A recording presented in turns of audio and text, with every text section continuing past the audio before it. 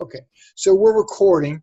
So I know that Katie wants to go over number 42. Emma, are there any ones in the last half that you'd really like me to talk about?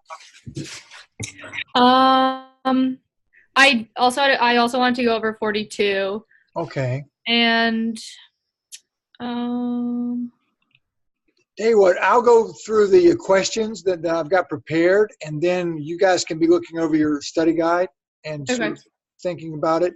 And I'll be happy to go, spend as much time as we can on whichever ones you want. I just don't want to go over things that you really don't need, or that you're pretty good with.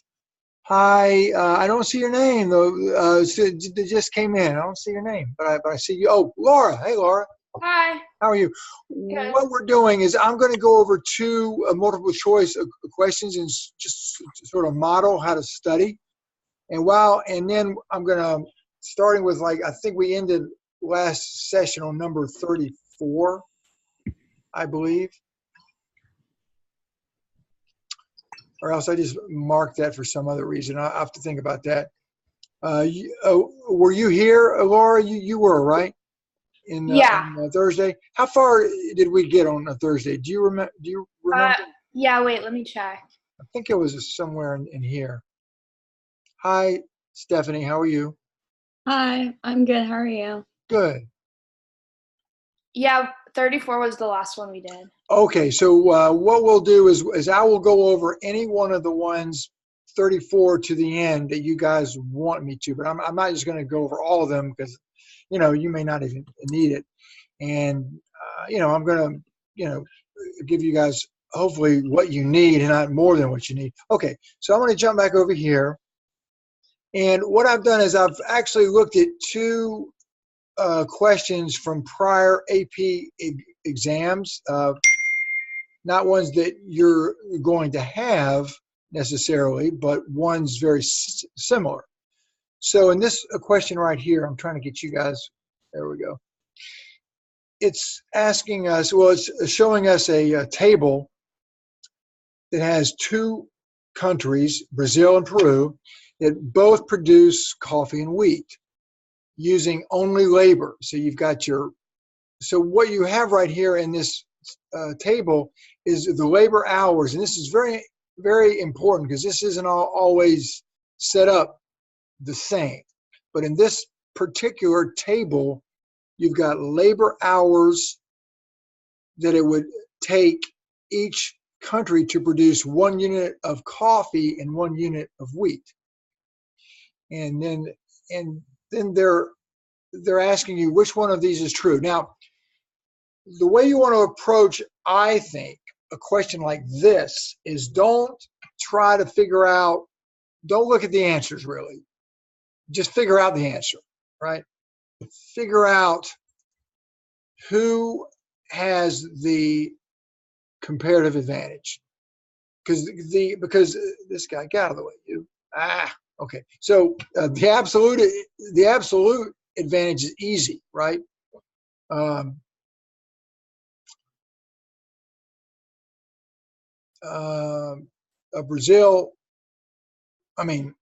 Brazil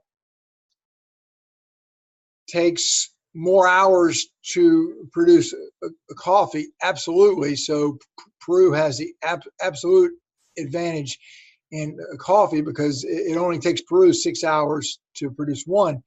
Neither country has the absolute advantage. So that's really easy. That's simple, right? So you can look very quickly and see that neither B or C are going to be true because neither country has an absolute advantage in producing wheat because they're tied, right? 4 and 4. So what they're really asking here is which country has the comparative advantage. So the quickest way to do this is just figure that out and then find the answer. And the quickest way to figure that out is to compute opportunity cost. And the way you want to do the best way to do that and not get confused is to use a uniform unit for both the countries, 1 to 1, right? 1 to 1. And what I did is I just used 1 unit of coffee.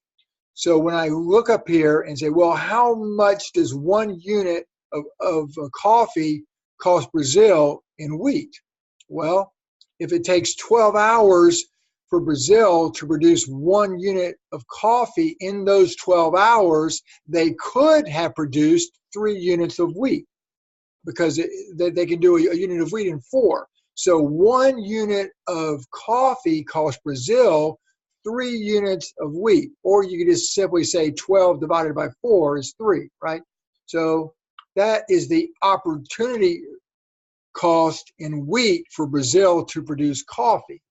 Now, I just simply did the same thing again for Peru. And since they can produce either 6 units of coffee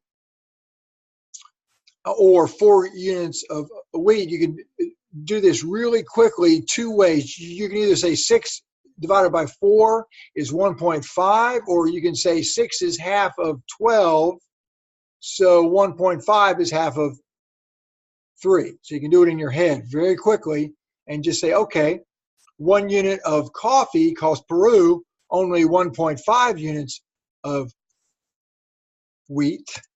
Therefore, since the opportunity cost for producing coffee is lower for Peru than it is for Brazil, we can say that Peru has the comparative advantage in producing coffee. And we find that answer right here. Okay. That's how I would approach a question like this. Okay. Does anybody have any questions? So you would study it in terms of, what way works for me? How can I, look at this table and quickly figure out which country has the comparative advantage? And that's based on which country has the lower opportunity cost for producing one or the other good. Okay? Does everybody see that? Yes. Okay. Now, thank you. The difference is that you're not really worried about. These answers. The answer choice A, E, B, and C are just wrong, right? And they're wrong because this just is wrong. A and E, that's just not true. And B and C are not true because neither country has the absolute advantage because they both produce the same amount with the same amount of labor. Okay, so that's how that was. Now the next one is a little bit different. Okay, this one is a chance to really learn and study beyond the question, and that's what and if you do that, you're really preparing to answer more than just this question. So the question is, which of the following is implied by the long run Phillips curve? So the first thing you want to do is challenge yourself, right? Can I draw it? Can I draw the Phillips curve? And do I know how to draw the long run Phillips curve? And hopefully you should be able to. And if you don't, then you need to practice that, right? Because I actually had a question about notes, and I went to my supervisor, and because we want to simulate as close as possible the actual AP exam, none of the students are going to be allowed to use notes. So this is important. What I used to do in a graduate school when I took a really hard final or any, a difficult exam is as soon as I got my exam, I would write down and draw all the graphs and all the formulas right away. I would just, I would have a space. So you're allowed to bring a paper and pen or a pencil, blank paper and or line, lined or a blank, whatever works for you, into the exam. And I would highly encourage you, before you even start, draw all the graphs and write down all the formulas right away. That way, from that point on, you don't have to stress about memorizing anything, and you can reference it. And it's going to save you time. The time that you would take at the beginning to draw them out, and I'll refer you to this study guide right here that you've got. If you go to quizzes and go to the folder for study guides, this is in there. And you should be able to draw all these. And if you draw them all out before the exam even starts, you're going to be way ahead of the game. And then the formulas are on the other, and this is also in the, if you go to a quizzes on Blackboard and go to study guide folder, this is in there. You should know all these. There's not a lot, it's not a lot. And this right here, I'm going to say it again. I told Laura Thursday, this is a mistake. This should be current account, because a capital account and the financial account are synonymous. They're the same thing. So the current account and the capital / financial account zero out. So fix that. This is a PDF that I would have to, so I can't just change it easy. So hopefully everyone's watched or is here. Like you guys are here. And hopefully everyone else watches the video for Thursday and tonight. And here's again, this is current account plus, so there are some mistakes, and that's one of them. Well, that's the only one, I think. Anyway, so going back to our question. So we want to be able to draw this. Okay. Now for the actual exam, you're going to come through and go, the answer is the long run right here, right? You're going to see that quickly, because the long run curve is means that is implying that the natural rate, which I should have put here, that's not right, that should go there. That the natural rate of unemployment is perfectly inelastic, so it doesn't respond to a change in the inflation rate at all. It's just set, right?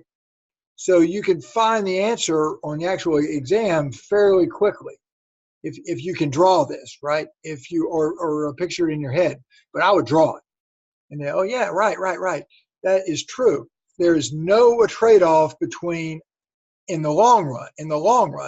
There is no trade-off between unemployment and inflation, because the long run curve is perfectly inelastic. It does not respond at all to any change over here. The short run curve obviously does, right? But for studying, I would say, well, what is this all about? Wages are sticky. What is that even? What are they talking about? Well, what they're talking about is this idea that the short run aggregate supply is upward sloping. That's how we end up getting an output out here higher than the potential. This is what we call an inflationary gap, because the actual price level should be here, but it's up here, okay? So, so we've got a gap here, and why that happens is that there are positive expectations in the market, in the economy, and more is produced than can actually be consumed, and the wages are sticky. So wages stay high, so that employment goes actually up higher Actually, am I saying that backwards? Hold on, let me just pause here. Wages stay lower. They're stuck lower. Wages stay lower as more and more is demanded. What would actually move the curve here back to some, and maybe this curve here, what would actually move it would be if wages would be flexible, and wages could actually, whoops, sorry about that, and wages could actually go up. Okay, I'm trying to get this guy and I can't. Sorry about that. So wages are sticky, and they don't go up right away, right? But eventually wages are going to go up, and that's going to cause the cost of production to go up, and this will move back here. And when wages go up, firms hire fewer workers. I'm not sure if I have the graph in here or not, but that's something else, because you could ask yourself, well, why, if wages are going to go up, why does that make the employment level drop? Well, because if wages go up, and we look at this other graph, which we can find right here. Actually, we can't find it. You don't have that one. I'm getting a macro and a micro mixed up, so don't worry about that. The point is that you're gonna think about this idea that the short run aggregate supply is upward sloping. In other words, we can move from here to here because wages will stay low, allowing firms to raise the output level over the potential in the short run, okay? And now, see, the long run aggregate supply curve is upward sloping. Well, and this is going to help you study, because you're going to say, wait a minute, I'm going to draw out that graph. I'm going to think about that. No, the long run aggregate supply curve is just like the long run Phillips curve. It's perfectly inelastic. It's not upward sloping. So this is going to remind you of what the long run aggregate supply curve looks like, okay? Now, this gets into helping you understand number 41 right here. Understand who would benefit, borrowers or lenders, from unanticipated or unexpected deflation or inflation, okay?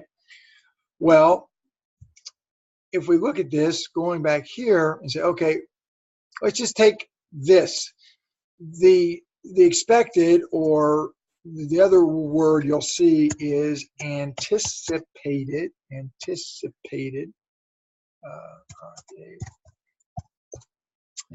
exceeds actual inflation, okay? So, which means that what we expected to happen was actually higher than what actually happened, okay? Why is that important? Well, because if we think about a scenario, let me get you guys up a little bit, where we're expecting, the lenders are expecting, or the banks who typically lend money are expecting the rate of inflation to be 2%. And the lenders require a 5% real interest. So in order to get 5% real interest with a 2% inflation, which means money buying power is going to go, is going to be less, right? $100 buys less if all the prices go up 2%. So it means the value of money, or the buying power of the money, is going to drop 2%. So in order to get a 7% a 5% real interest, they're going to charge a 7% nominal interest because they want to compensate for the 2% expected inflation.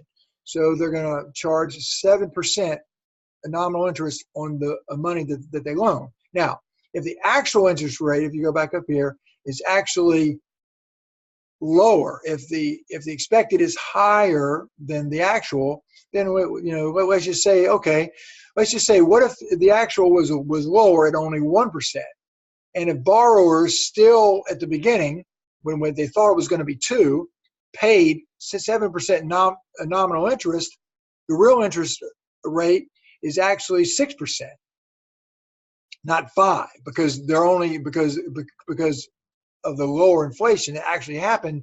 So borrowers end up paying more than they should have, and lenders gain 6% real interest. So borrowers lose and lenders gain when the actual rate is lower than the expected rate. Now we could do another scenario, which I want to do because you can do it on your own. But if the expected rate was lower than the actual, well, no, I can do it. Let's say the expected is 3, and that's going to mean that the lenders require 5, so they're going to charge 8, right? And let's say that the actual is actually 5. Say the actual inflation rate, well, let's just say, 5, right? 5. So if it's 5 and borrowers still pay 8, right? Then the real interest is going to be the difference, isn't it? It's going to be 3. Now, stop me if I lose you, right? So we said the expected is going to be 3, and the lenders require 5% real. So they, in order to get 5% real, they need to compensate for inflation. So they're going to charge 8. If the actual was 5 and borrowers only paid 8, then the real interest is only going to be 3%. So borrowers gain and lenders lose when the actual rate is higher than the expected. Borrowers end up getting less real interest, and lenders end up paying less real interest. They end up paying back in real money less than they borrowed. Okay?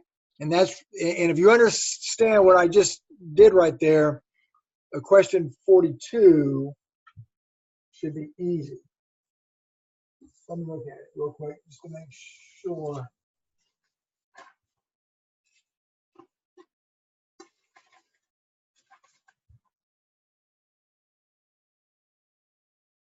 Yeah. Now, the only thing is when it don't be confused when they use a term like unexpected deflation. Unexpected deflation. Because if we have unexpected deflation, that means that there was less inflation than we thought, which means that the actual inflation rate would be lower than what the expected inflation is. Okay, which means that it would be let me just do an undo, right? Undo.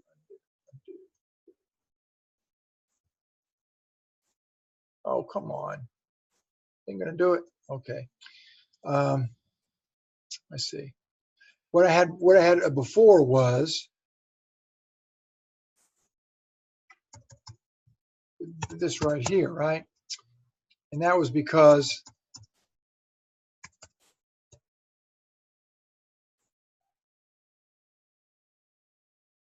the actual was lower than the expected. So it's a little bit tricky. If it is unexpected deflation, unexpected deflation,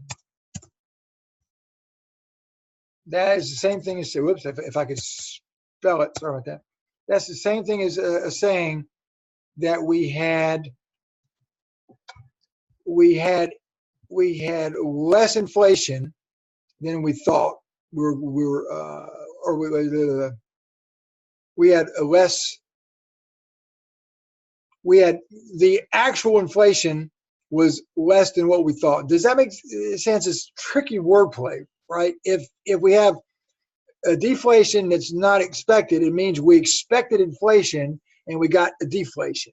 So the actual inflation would be less than, and it doesn't matter by what, doesn't matter by how much, it just matters which direction we're going in, right? So if we have the opposite of inflation that's unexpected, we could also say that the actual inflation is lower than what we expected inflation to be. Okay, does that make sense? Am I confusing you? No? Good? Okay, so if this is what's going on, get out of the way. If this is what we have, this is a scenario that will help you understand what actually happens right here. Who gains and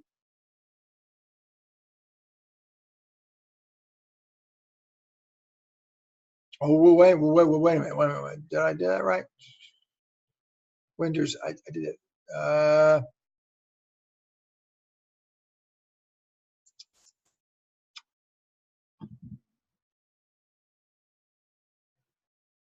Well, let me make sure I'm not saying this backwards, so I don't confuse everybody, because this thing right here, unexpected deflation, 2%.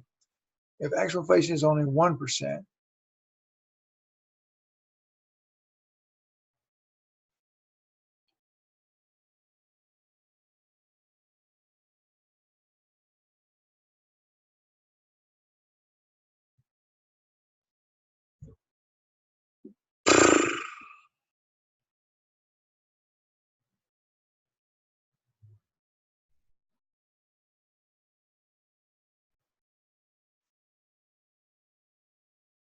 yeah,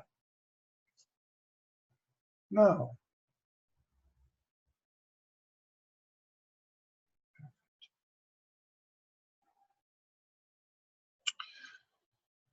Okay, let me just take this out because I'm confusing everyone. And think about this. If we have unexpected deflation, let's just think about this and just use this term, okay? That means that we can start off with, let's say that we win money at 5%, okay?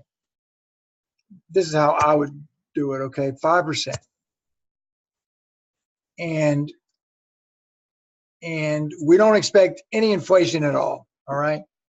But somehow over the year we had a deflation, which means that if we had inflation, then the real interest rate would, in order to equal 5% real, the nominal would have to be higher. So if inflation equals 0, let's just start there, okay? This is how I would do it. Figure this out and not get confused. If inflation equals 0, whoa, heart rates, how about that? Then 5% real equals 5% nominal, right? Is the same. So that I don't know why this thing's popping up. Okay, stop. So that there's no benefit or gain, right? Now, if we have an inflation of say 1%, that's not expected, right? Then what's going to happen is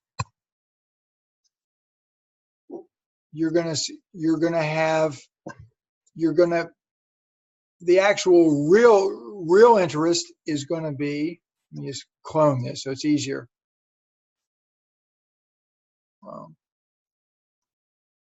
The real interest rate is only 4, right? So that the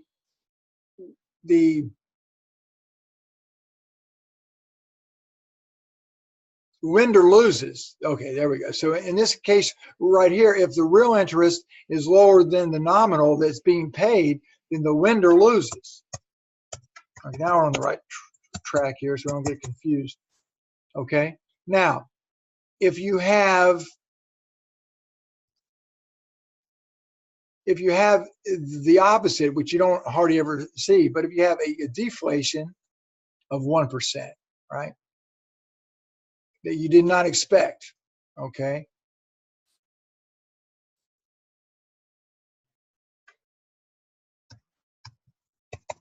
then you're actually going to have 5% nominal is going to be like,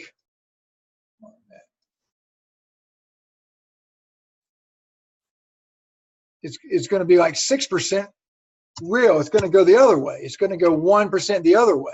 So if everything costs less in a year by 1%, then the nominal interest rate they're paying actually has more buying power. So it becomes 6% real. So if there is a D, and this is both of these are unexpected. So let me put that in there so we're not confused about that. Okay.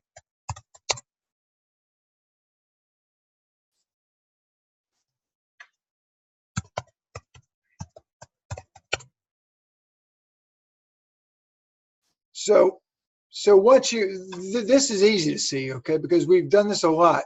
But if you do this first, and then just do the opposite, right? Because it's going to be the opposite because prices are going down. Okay, go away. I don't know why that keeps popping up. So now it's just the opposite, right?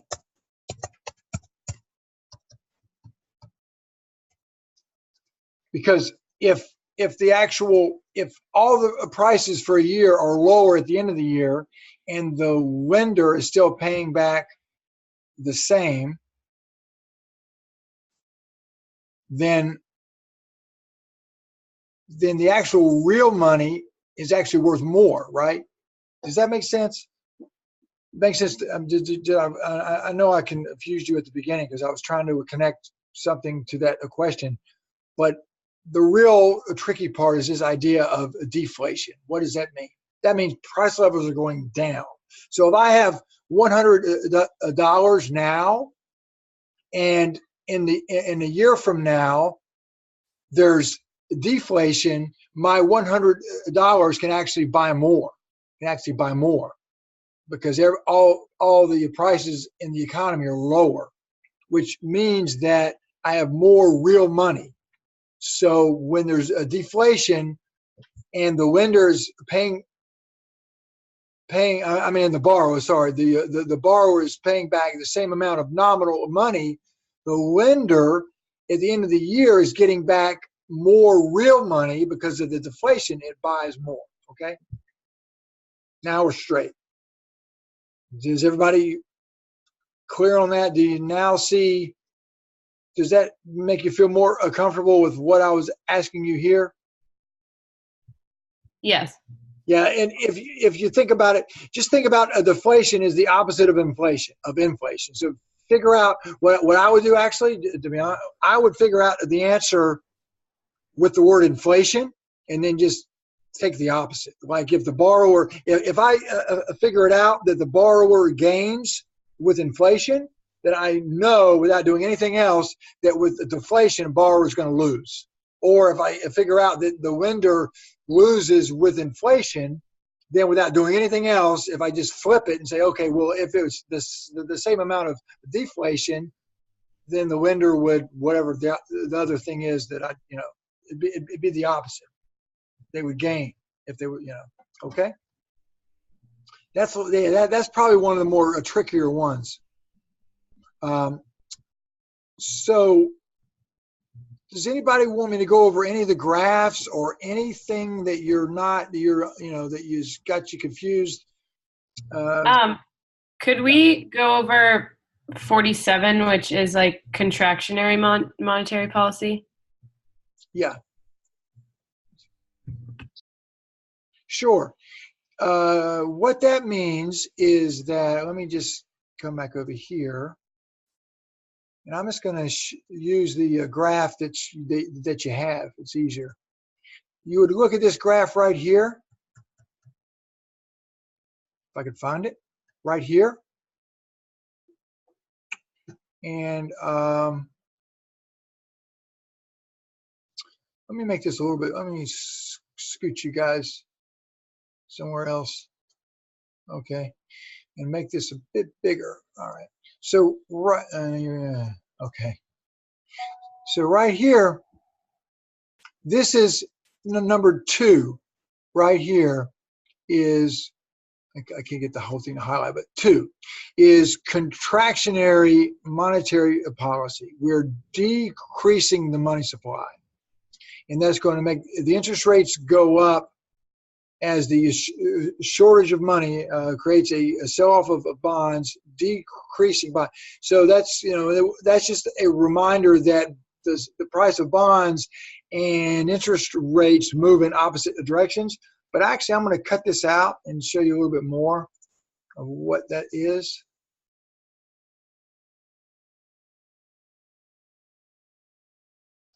Now, one thing to keep in mind here is that, let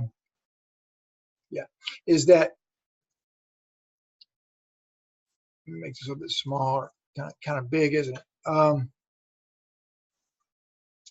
Is that this is the money supply. This is not affected at all by the nominal interest rate. This is nominal interest rate. So this is not taking into account inflation or a deflation. But when you get contractionary monetary policy, that shifts the money supply curve to the left, okay? To the left. Bigger. And so what that's going to do, obviously, is going to push interest rates, nominal interest rates, up higher, right? Now, let me go back to the actual thing here. So 47, right? So we know that. So now the other thing to know about this is how does this even happen? Does the Federal Reserve buy bonds on the open market, or do they sell bonds? Because you might be asked that. Well, if they want to take money out, they're going to sell bonds, because when you sell bonds, you get money. So the banks have to give the Federal Reserve money for the bonds. So that takes money out of the banks, so the reserves in the banks go down. So selling bonds is what we call an open market operation done by the Federal Reserve or a country's central bank that would decrease the money supply, and that's contractionary, because the money supply, or you're trying to get the economy to contract. Okay. Now, private investment is going to go down because the interest rates are going up. So if we look at this graph right here, we can look at the investment. I believe it's right here, and you can see that the quantity of investment is going to drop if we go from point B to point A. We can see that if the interest rates go up, the quantity of investment is going to go down, right? You're going to go from Q1 here to QE in this graph right here, okay? And you can also see over here, they actually show you what happens when the they actually show it to you right here. When the money supply curve shifts to the left because of contractionary policy, that's going to be a movement along the investment demand curve up, which drives interest rates up. Okay. Now, what that does, and we can actually take that one step further, and we can jump up here to our aggregate demand curve right here. That is going to mean that, well, and as you should know, I'm sure you do, that part of aggregate demand is domestic investment, is investment spending. So if investment spending goes down, that's going to shift the aggregate demand curve to the left. So if we go back to what I was showing you earlier, right here, where was that? Right here, that if we're in a situation where we're here and we want to get, actually, I'm sorry, where we're here, where we have this gap right here where we're actually at an output and an employment higher than than a potential. That's when the Federal Reserve is going to use contractionary policy to try to lower investment, shift the aggregate supply curve to the left, and shift the aggregate demand curve to the left, because there's going to be less investment, which is part of aggregate demand. So we end up back somewhere like in here, where we're now at where the economy is operating at its potential at a lower price level. Hopefully they would do so. Like if we're here and we're there, hopefully this would shift a little more, and we'd end up at a price level a little bit lower. That would be the hope, but that gets into, doesn't matter. The point is that if we're in a situation where the short run equilibrium is at a level higher than the long run, then the Federal Reserve is going to try to take money out of the money supply to contract the economy, to push it back down to where it should be. Okay, so that's, I kind of went farther than the actual one, but that's all good stuff to know. Okay, that's number 40. So does that help you with that one? Yes, thank you. Okay, yeah. Now, don't get confused. Once again, private investment. Private investment is going to go down if interest rates go up. But foreign investment, this idea of foreign capital inflow, is going to increase because capital inflow happens when investors come into the country and not borrow money, but actually buy bonds, right? So when the interest rates go up on bonds, they are going to buy more of them because they're trying to get a higher return on their investment. So that's two totally different things. So don't get a foreign investment and capital coming into the country from the world in the foreign investment. Don't get that confused with private investment. Okay. Is there any other? We're almost at 7:48 already. Wow, time goes by fast. Does anybody want me to go over any other? I'm going to actually talk about the free response Thursday in our last session. So we're not going to do that tonight. But does anybody need me to talk about anything in here?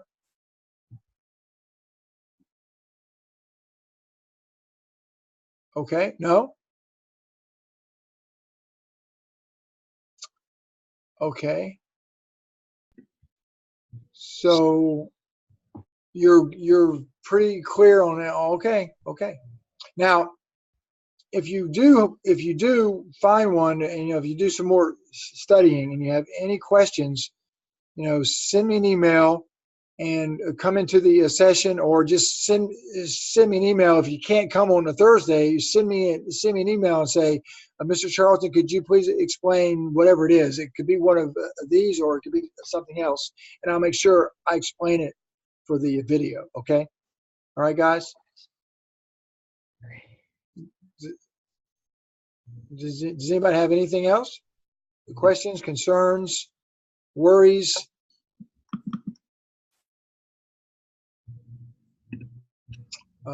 Okay. Let me see here. How do I do? I'm going to stop the video and stop share. All right, guys. Thanks for coming in, and I hope I see you Thursday. I will be talking about the free response a little bit and answering any other questions that you might have. Okay. All right, guys. Okay, thank you. Thank you. Thank you. Yeah, sure. See you Thursday, hopefully. Bye. Bye.